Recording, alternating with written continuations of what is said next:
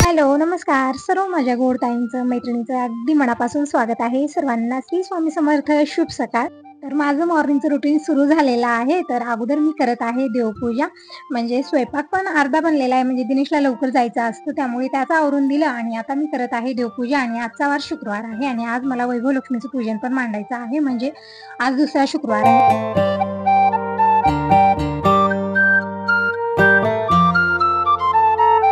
देव सगळे उचलून मी kitchen counter ठेवलेले आहेत आणि देवांना मी परवाच्या दिवशीच पितांबरी लावून छान घासून स्नान घातलेलं आहे.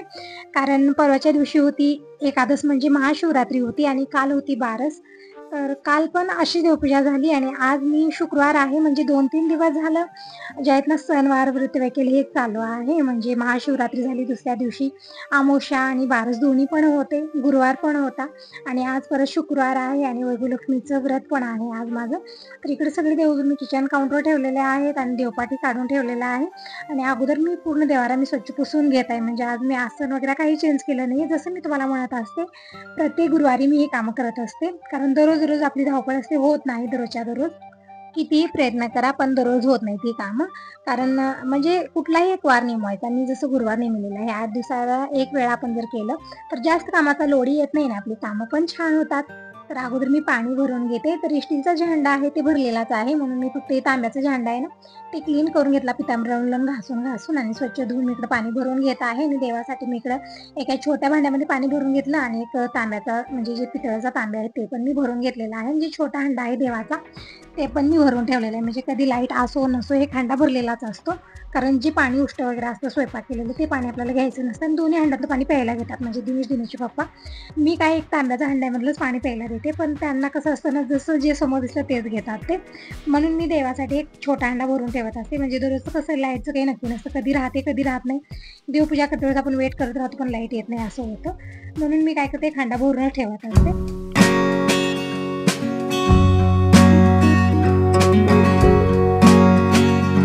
तर अगोदर मी महादेवाची पिंडी आणि नंदी भगवानला मी स्नान घातलेलं आहे आणि विठ्ठल रुक्मिणीची मूर्ती जी वेगळ्या धातूची बनलेली आहे त्यांना मी स्नान घालून साईडला ठेवलेला आहे. आणि सगळ्या पितळ तांब्याच्या जी देवाच्या मूर्त्या आहेत त्यांना मी स्नान घातलेलं आहे आणि आता कॉटनच्या कपड्याने स्वच्छ पाणी पुसून घेते. म्हणजे जसं आपण पितांबरी लावून स्वच्छ करतो ना त्यावेळेस छान चमक येते, पण नंतर आपण दररोज देवाला स्नान घालतो ना पाण्याने, पाण्याचे डाग पडतात आणि रंग चेंज होतो. म्हणून कॉटनच्या कपड्याने संग पुसायचं, म्हणजे जशाला तशी चमक बनून राहते. तर देवाला स्नान घातलं, देवपाट्यात विराजमान केलं, हळदी कुंकू चंदन वाहिलेलं आहे, फुलं वाहिलेले आहेत, रांगोळी काढून घेतलेली आहे. तर हे झालेले देवपूजा. आता दीप प्रज्वलित करते आणि धूप लावून घेते. म्हणजे देवपूजा कंप्लीट झाली की मग किचनची थोडीफार कामं, बाबांना जेवायला वगैरे वाढणं, ही सगळी कामं झाल्यानंतर आज एक्स्ट्राची कामं, म्हणजे आज 5 मिनिटे असं नाही की मला खाली वेळ भेटणार आहे. म्हणजे मी कालच विचार करून ठेवलेला आहे की मला आज कुठली कामं करायची. जेव्हा आपण विचार करून कामं करतो ना, खरंच बघा आपली कामं खरंच खूप सुरळीत होतात, जास्त टेन्शन येत नाही आणि आपली कामं पण व्यवस्थित होतात. तर झालेली आहे रोजची देवपूजा. तुळशी पूजन झालेलं आहे, उंबरठ्याचं पूजन झालेलं आहे. आता मी मांडत आहे लक्ष्मी मातेचं पूजन. म्हणजे ही पूजा इव्हनिंगला केली जाते, पण मी जसं तुम्हाला अगोदरच्या व्हिडिओमध्ये म्हणलेलं आहे, म्हणजे पहिल्या शुक्रवारी मी अशाच पद्धतीने मॉर्निंगलाच केलेला होता. यावेळी मला फ्रेश पण वाटतं, छान पण वाटतं, पण जसं इव्हनिंगची वेळ होता ना अजिबात एनर्जी राहत नाही आणि मला असं काहीच करायचं मन होत नाही. त्यामुळे मी या वेळेतच लक्ष्मी मातेचं पूजन मांडत आहे. म्हणजे आता तर तुम्ही बघितलेलं आहे, महाशिवरात्रीचा उपवास, काल गुरुवारचा उपवास, आज शुक्रवारचा, म्हणजे कंटिन्यू 3 दिवसाचा उपवास आहे. तर संध्याकाळपर्यंत अजिबात एनर्जी राहणार नाही पूजा वगैरे करण्यासाठी, त्यामुळे म्हणलं याच वेळेमध्ये पूजा मांडायची आणि फ्रेश पण वाटतं, छान वाटतं मला. तर इकडे मी कळस मांडणी करत आहे. तर जे पहिल्या शुक्रवारी पूजेची जी सामग्री घेतलेली होती तेच मी घेतलेली आहे, काही यामध्ये वेगळं मी घेतलेलं नाही. म्हणजे नवीन कपडा, नवीन ब्लाऊज पीस घेतली आणि पाठ स्वच्छ पुसून घेतला, नवीन कपडा अंतरलेला आहे. तांदळाची रास केलेली आहे, राशीवरती मी कळस स्थापना केलेली आहे. कळशामध्ये हळदी, कुंकू, फूल आणि अक्षदा वाहिलेल्या आहेत आणि यावरती मी एक प्लेट ठेवलं, लाल फूल घातलेलं आहे आणि त्यावरती सोन्याचा दागिना ठेवायचा आपल्याला. अशा पद्धतीने एकदम साधी सिंपल ही पूजा असते. जास्त तामझाम नसतं. पण आपण ना माहिती नाही तेही काही गोष्टी करत असतो. म्हणजे जसं मी अगोदर केलेलं होतं. पण पुस्तकामध्ये लिहिलेलं एकदम सोपी पद्धत आहे आणि तशाच पद्धतीने मी पूजा मांडणीकडे केलेली आहे. प्लेटावरती सोन्याचा दागिना ठेवला आणि लक्ष्मीचं श्रीयंत्र ठेवलेलं आहे. श्रीयंत्राची पूजा मात्र आपल्याला करायचं आहे. असं म्हणलं जातं की लक्ष्मी माता श्रीयंत्राने प्रसन्न होते. तर माझ्याकडे श्रीयंत्र आहे ते ठेवलेलं मी पूजन करून घेतलं. आपल्याकडे श्रीयंत्र नसलं तर पुस्तकाच्या पाठीमागे श्रीयंत्र दिलेलं आहे. त्याची पण आपण पूजा करून दर्शन घेऊ शकता. तर इकडं मी आता रांगोळी समोर काढेन तर कसं आहे पायदुळीत होते, स्पेस तितका नाही तर म्हणून मी काय केलं पाटावरतीच इथे छोटीशी रांगोळी म्हणजे स्वास्तिक काढलेला आहे. दूध चोळून घेतलेले आहे. दूध घेतलेले वाटीमध्ये. समया घेतलेल्या आहेत. आरतीचं ताट घेतलेलं आहे. तर अशा पद्धतीने मी सगळी पूजा मांडणी केलेली आहे. आता समया, आरत्या आणि तुपाचा निरांजन मी प्रज्वलित करून घेतलेला आहे आणि फुलं वाहून घेऊ. तर देवीचे फेवरेट म्हणजे देवीचे आवडते हे लाल फूल. लक्ष्मी मातेला लाल फुलच चालतं म्हणून तर दासळ्याची, गुलाबाची ही लाल फुलं मी देवीला वाहिलेले आहेत आणि काही मी मार्केटहून आणायला लागलेले आहेत. म्हणजे काल अमावस्या पण होती तर कालच दिनेश घेऊन आलेला आहे. झेंडूचे आहे, स्वास्तिकचे आहे, त्यामध्ये खूप सारे पिवळी आणि पांढरी सेवंती पण आहे. म्हणजे आज खूप सारे कलरफुल फुलं आहेत आणि छान वाटतं ना, कलरफुल फुलं जेव्हा आपण व्हायचं खूप छान वाटतं. तर इकडं अशा पद्धतीने मी पूजा मांडणी केलेला आहे आणि म्हणजे धूप लावलेले आहे आणि आता कथा वाचून घेऊ. तर या सगळेजण लक्ष्मी मातेची कहाणी ऐकायला. तर अगोदर मी लक्ष्मी मातेचं पूजन केलेलं आहे, श्रीयंत्राचं पूजन केलेलं आहे. म्हणजे या पुस्तकामध्ये लक्ष्मी मातेचे विविध प्रकारचे स्वरूप आहेत. सगळ्या स्वरूपाची हळदी कुंकू लावून पूजन करून घेतलं, दर्शन करून घेतलं आणि मी कथा वाचायला सुरुवात केलेली आहे.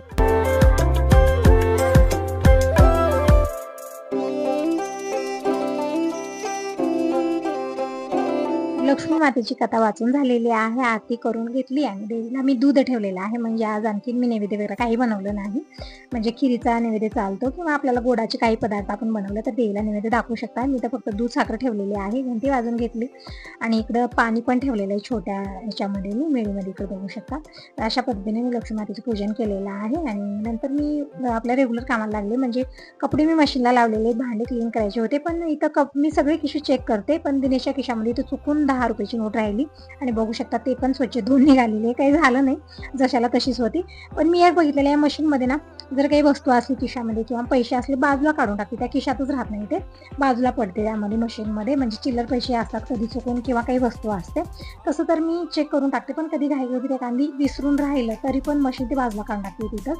जसं की आज 10 रुपयाची नोट बाजूला काढून टाकलेली होती तर ते पण धुवून निघालेली. तर काही नाही, काढून मी हाडकू घातलेले आहे आणि सगळे कपडे मी आता उन्हाळ्यात टाकते. बघू शकता वातावरण छान झालेलं पण खूप भयानक ऊन आहे यावेळी, खूप भयानक ऊन झालेलं आहे. जसं आपण उन्हाळी कामं करतो ना आता छान होतात बघा अशा उन्हामध्ये. म्हणजे जसं आता पाडवा झाला, गुढीपाडवा, की त्यानंतर कसं वादळ वारा असतं, पाऊस म्हणजे अवकाळी पाणी येतं, व्यवस्थित वाळलं जात नाही. ऊन तर असतं भयानक पण वातावरण ते वेगळंच होतं. अशी खूप सारी हवा, त्यामध्ये सगळं उडून जाणं किंवा अवकाळी पाणी येणं असं होतं. विजा म्हणजे चमकणं, गरजणं हे सगळं होतं तेव्हा.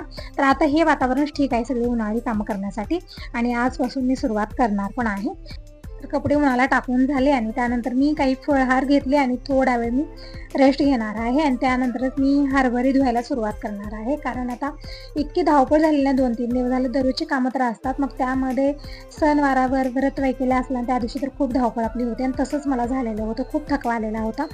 यावेळी टायमिंग सांगेन तर दुपारची 3 वाजलेले आहेत. मी उठलेले आहे आणि उठल्यानंतर हातात आपल्या कंटिन्यू कामं, म्हणजे विचार करण्याची गरज नाही की कुठं काय करायचं आहे. काम तयारच असतात, फक्त आपल्याला करण्याची गरज आहे, तसं आहे. इकडे टावेल पडली होती रानमाळ, परत इस्त्रीचे कपडे होते, एक पिशवीमध्ये भरून ठेवले मी ऑलरेडी. आणखीन एक 2-3 जोड आज धुवलेले ते पण मी पिशवीत भरले. आता बघूया त्याला कधी मूड लागेल इस्त्री करण्यासाठी.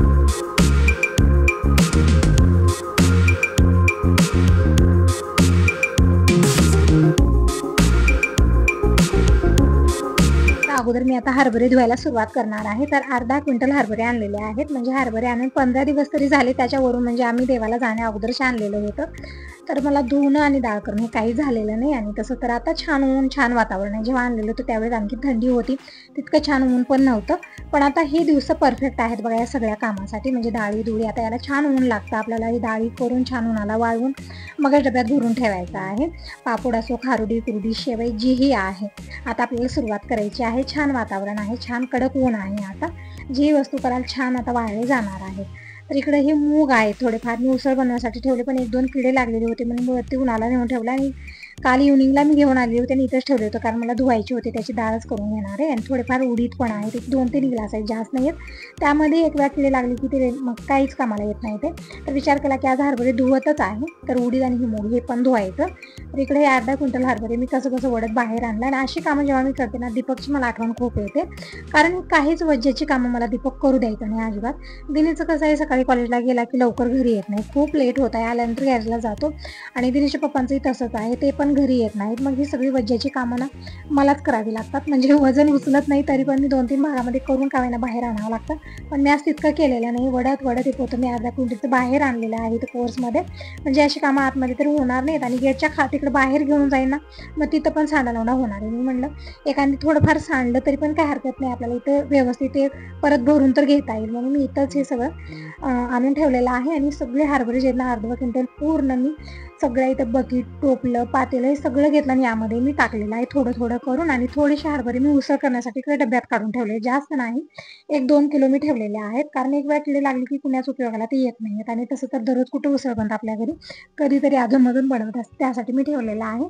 आणि बाकीचे जे हरभरे आहेत ते सगळे मी इकडं बकेट, टोपलं, पातेलं सगळं मी यामध्ये काढलेले आहेत. आणि पाणी ओतत आहे. म्हणजे हे हरभरे अर्धा तास तरी आपल्याला पाण्यात ठेवायचे आहेत, तेव्हा डाळीसाठी परफेक्ट बनून तयार होतात. तिकडे सगळे हरभरे मी टाकले, पाणी ओतलेलं आहे. आणि बघू शकता या हरभऱ्यामध्ये खूप सारी माती होती, त्यामुळे पाणी पूर्ण काळपट असं झालेलं आहे.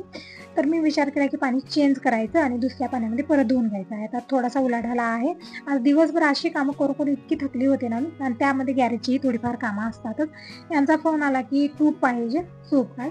तर इकडे वरती चढलेले आहे मी आणि हे ट्यूब काढत आहे. म्हणजे नंबरच्या हिशोबाने असतात, नंबर सांगितलेला आहे त्याने, तेच नंबर बघून मी काढत आहे. वरच्या साईडला होतं ते काढलं, परत मी लावलं आणि ते ट्यूब नेऊन बाहेर ठेवायचं, कोणीतरी न्यायला येणार आहे. तर अधूनमधून ही पण कामं होत असतात गॅरेजची.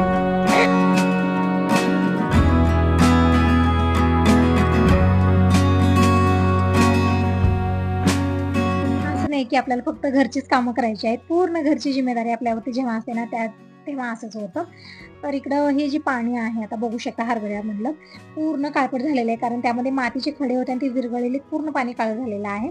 तर मी काय केलं, आणखीन 2 मोठे पातेले घेऊन आले आणि तितक्या ती भैया ट्यूब न्यायला आलेले होते. तर अगोदर त्यांना ट्यूब दिलं आणि बोरवेल चालू केलेला आहे. आणि इकडे पातेल्यामध्ये मी पाणी काढून घेत आहे. आणि बघू शकता पाणी खूप कमी येत आहे पाईपाला, कारण 2-3 ठिकाणी पाईप फुटलेला आहे आणि घरभर पाणी होत आहे. आणि वरती पण टाकीमध्ये पाणी जातं, त्यामुळे खूपच कमी प्रमाणात पाणी येत होतं. ते पाईप आता चेंज करावंच लागणार आहे, कारण जेव्हा मी मॉर्निंगलाही पाणी देते अंग सगळं भिजत होते, पाईप 2-3 जागी आता फुटलेला आहे. तर इकडे या दोन्ही पातेल्यामध्ये मी अर्धा पातेल्यात पाणी काढून घेतलेलं आहे. खूप मोठे आहे ते, अर्धा क्विंटल हरभरे पूर्णपणे यामध्ये येतात, खूप मोठ्या साईजचे आहेत. तिकडं तितकं व्हिडिओमध्ये दिसत नाही तुम्हाला किती म्हणजे मोठे आहे का छोटे साईज, पण खूप मोठे आहेत.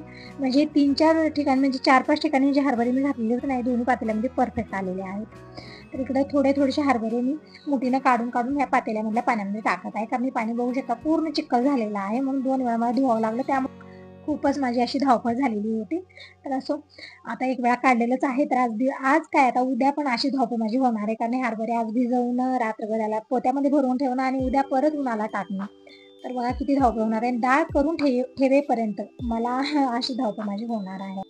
आणि कशा पद्धतीने मी डाळ करेन म्हणजे तुम्हाला पूर्णपणे व्हिडिओमध्ये शेअर करणार आहे. म्हणजे ज्या ताई नवीन आहेत त्यांना डाळ वगैरे घरच्या घरी करता येत नाही, त्यांच्यासाठी मी पूर्णपणे म्हणजे एक जी गोष्ट आहे ना ते शेअर करणार आहे. कशा पद्धतीने परफेक्ट डाळ बनेल, कुठेही बिघडणार नाही किंवा चूर होणार नाही किंवा हरभरे येणार नाहीत, काहीच होणार नाही. एकदम परफेक्ट ही हरभऱ्याची डाळ किंवा तुरीची डाळ बनून तयार होईल. म्हणजे तुरीची डाळ पण मला बनवायची आहे, पण अगोदर मी हरभऱ्याची डाळच बनवत आहे. म्हणजे वर्षाला मी घरच्या घरीच हरभऱ्याची डाळ, तुरीची डाळ ही बनवते. मी मार्केटून या डाळी घेत नाही, कारण त्या डाळीना कसं आता एकच रेट राहत नाही. आपण प्रत्येक वेळी घेतो, कधी 100 भेटते, कधी 200 भेटते. पण उन्हाळ्यामध्ये मात्र हरभरे तुरीच्या जेव्हा राशी होतात त्यावेळेत आम्ही अर्धा क्विंटल हरभरे आणि तुरी घेतो आणि मी घरच्या घरी डाळ बनवते. छान पण असते, वर्षभर टिकून राहते, अजिबात खराब होत नाही. वर्षभर काय 2 वर्ष पण ही डाळ खराब होत नाही. जेव्हा आपण मार्केटून आणतो त्यामध्ये किडे लागतात, 1 वर्षही ठेवणं कठीण आहे. पण या घरच्या बनवलेल्या डाळीमध्ये काहीच किडे वगैरे लागण्याची भीती नसते. तर सगळं हरभऱ्याचं जे म्हणजे हरभरे जे आहेत ना मी वेगळ्या पाण्यामध्ये सगळे टाकलेले आहेत आणि वरून रुळून घेतलं, कारण 1-2 खडे पण होते, माती पण होती, काड्या पण होत्या, सगळ्या मी पाण्यामध्ये टाकून स्वच्छ धुवून घेतलेल्या आहेत. काड्या वरच्या साईडला पळून येतात, ते काढायच्या. आणि हरभरे रुळून म्हणजे वरच्या साईडनं घ्यायचे, एकदम खाली बुडात हात घालून हरभरा काढला की त्यामध्ये खडे पण येतात, म्हणून वरच्या साईडनंच हरभरे आपल्याला घ्यायचे आहेत. आणि जे बुडाचे असतात ना म्हणजे ते खडे तिथं राहतात, तुम्ही बघा, म्हणजे खडा एकही येणार नाही यामध्ये. तर इकडं जाऊन वरच्या रूममधून मी अगोदर आंबाड्याची पोतं आणलं, म्हणजे काय म्हणतात कलदाणी पोतं म्हणतात ना त्याला, तशा पोत्यामध्ये आपल्याला हरभरे ठेवायचे आहेत अशा, आणि रात्रभर ठेवायचे आहे पोत्यामध्ये आपल्याला असं. तर इकडे हरभरे जे आहेत अर्धा तास व्यवस्थित भिजलेले आहेत. अर्धा तास होईपर्यंत उलाढाला चालू होता. त्याच्यातलं म्हणजे ते पाणी खूपच खराब झालं ना, चिखल झालेलं होतं, म्हणून मी त्या पाण्यामध्ये टाकला. असं करण्यामध्ये अर्धा तास निघून गेला आणि जाऊन पोते घेऊन आले आणि आता पटकन मी हे काढून घेते. हरभरे पण व्यवस्थित फुललेले आहेत, म्हणजे फुललेले म्हणजे बघू शकता, तुम्हाला जवळून दाखवत आहे मी. याची जी साल आहे ना वरची, छान अशी बघू शकता तुम्ही, छान चोळामोळा झालेली आहे, असं झालं पाहिजे.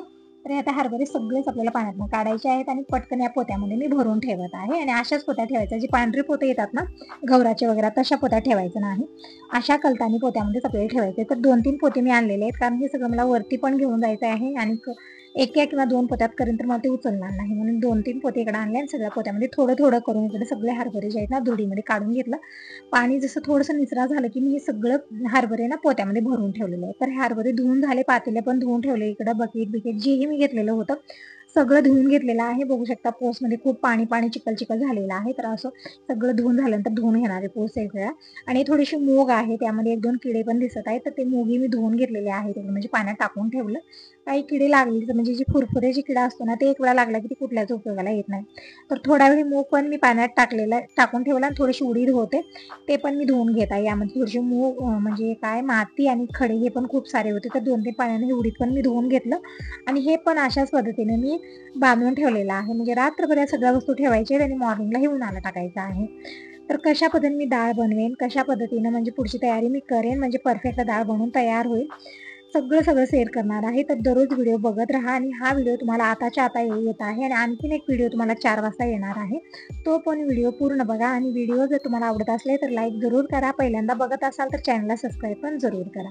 तर इकडं सगळे हे पोते जे आहेत ना मी वरती नेऊन ठेवले आहेत, म्हणजे आता 2 मजलीवरती मला जायचं आहे, पण मी जे पहिला मजला आहे तिथंच जिन्यावरती मी नेऊन ठेवलेलं, म्हणजे थोडीशी मदत होईल, कारण आता दिनेश पण मॉर्निंगला लवकर कॉलेजला जातो, कोणी नेणार नाहीये, जे करायचं मला एकटीलाच करायचं, म्हणून थोडंसं वरती नेऊन ठेवले सगळे पोते, जे मी आता धुवलेलं आहे.